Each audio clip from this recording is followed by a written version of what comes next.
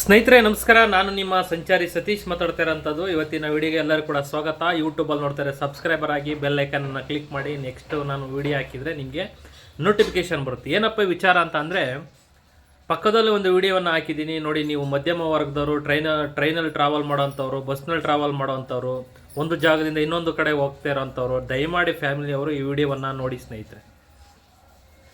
ಏನಪ್ಪ ಯಾಕೆ ಈ ಥರ ಹೇಳ್ತಾ ಇದ್ದೀನಿ ಅಂತ ಅಂದರೆ, ನೀವು ಎಲ್ಲೋ ಒಂದು ಕಡೆ ದೇವಸ್ಥಾನಕ್ಕೆ ಹೋಗ್ತಾ ಇರ್ತೀರಿ, ಇಲ್ಲ ಇನ್ನೊಂದು ಕಡೆ ಹೋಗ್ತಾ ಇರ್ತೀರಿ, ನೀವು ಮಿಡ್ ನೈಟಲ್ಲಿ ಹೋಗಿ ಅಲ್ಲಿ ಸ್ಟೇ ಆಗ್ತೀರಿ, ಇಲ್ಲ ನಮಗೆ ಟೈಮ್ ಆಗಿದೆ ಇಲ್ಲೇ ರೈಲ್ವೆ ಸ್ಟೇಷನ್ ಮಲ್ಕೊಂಡು ಇಲ್ಲ ದೇವಸ್ಥಾನ ಹತ್ರ ಮಲ್ಕೊಳ್ಳೋಣ ಅಂತ ಈ ರೀತಿಯಾಗಿ ಆಲೋಚನೆಗಳು ಬರುತ್ತೆ. ಆ ಟೈಮಲ್ಲಿ ನೀವು ಅಲ್ಲೇ ಮಲ್ಕೋತೀರಾ, ಅಲ್ಲೇ ಮಲ್ಕೊಂಡು ಬೆಳಗ್ಗೆ ಹೆಂಗೆ ಎದ್ದೋಗೋಣ ಅಂತ ಹೇಳಿ ಯೋಚನೆ ಮಾಡ್ತಾ ಇರ್ತೀರ.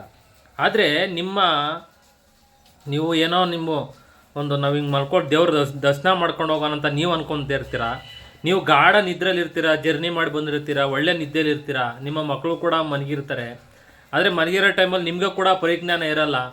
ಈ ರೀತಿಯಾಗಿ ನೋಡಿ, ನಾವು ವಿಡಿಯೋದಲ್ಲಿ ಆಗಿರೋಂಥ ವ್ಯಕ್ತಿ ಯಾವ ರೀತಿಯಾಗಿ ಬಂದು ನಿಮ್ಮ ಪಕ್ಕದಲ್ಲೇ ಮಲ್ಕೊಂಡು ನಿಮ್ಮ ಚಲನವಲನಗಳನ್ನು ನೋಡಿ, ಆ ಕಡೆ ಈ ಕಡೆ ನೋಡಿ, ಯಾವ ರೀತಿಯಾಗಿ ಗಮನಿಸಿ ನಿಮ್ಮ ಮಗುವನ್ನು ಕಳ್ತನ ಮಾಡ್ಕೊಂಡು ಹೋಗ್ತಕ್ಕಂಥ ಕೆಲಸವನ್ನು ಮಾಡ್ತಾ ಇದ್ದಾನೆ.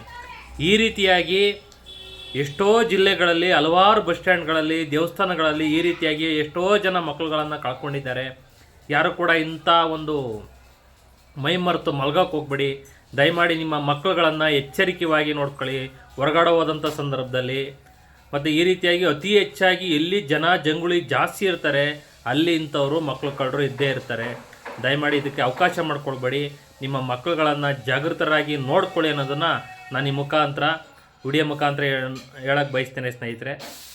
ಇನ್ನೂ ಹೆಚ್ಚಿನ ವಿಡಿಯೋಗಳಿಗಾಗಿ ನಮ್ಮ ವಿಡಿಯೋವನ್ನು ಚಾನಲನ್ನು ಸಬ್ಸ್ಕ್ರೈಬರ್ ಆಗಿ ನೋಡ್ತಾ ಇರಿ, ವಾಚ್ ಮಾಡ್ತಾ ಇರಿ, ಲೈಕ್ ಮಾಡಿ ಸಬ್ಸ್ಕ್ರೈಬರ್ ಆಗಿ ಸ್ನೇಹಿತರೆ. ನಮಸ್ಕಾರ.